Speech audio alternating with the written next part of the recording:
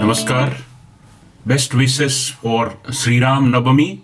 Sri Ram Navami is celebrated as birthday of Lord Ram, who always represented righteousness, truth, good conduct, and good leadership. Today we speak about capitalism. Capitalism is a much misunderstood word, but where it originated, how it came to be the most dominant economic system in the world.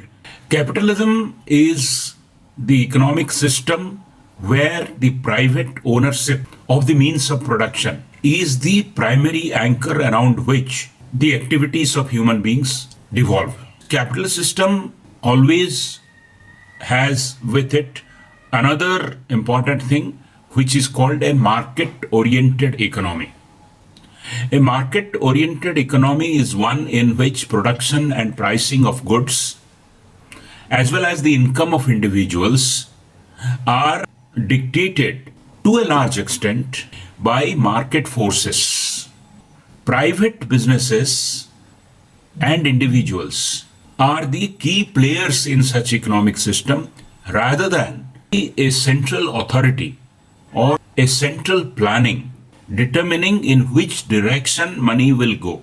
Returns on the investment, the motives of the people who are playing in it, and their determination of demand, supply, and economic return will determine, irrespective of public welfare or irrespective of the greater social good, way in which property and competition will behave.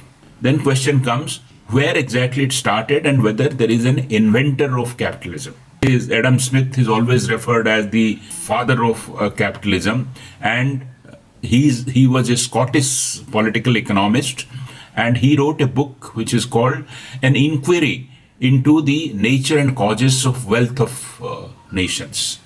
How national wealth is created was discussed, and in this book he kind of brought in 16th century to 18th century English economic rules in which industrialization was the engine of economic definition in the UK. The cloth industry and the spinning industry defined the mass enterprise in the United Kingdom. This gave rise to accumulated capital which was again invested and reinvested to increase productivity in the system. In other words, no one person created, defined, or contributed to capitalism. If capitalism runs on private motive, there is bound to be a lot of criticism. There are a number of reasons for which capitalism is criticized in history. The main is the unreliability and instability of the growth in capitalistic economic activities. The distribution of creative and investment-centric activity is supposed to be skewed in capitalistic activity. Production of many social evils are also attributed to this profit motive. Take, for example, pollution, inhuman treatment of workers, creation of wide disparity in the levels of wealth are all attributed to capitalism.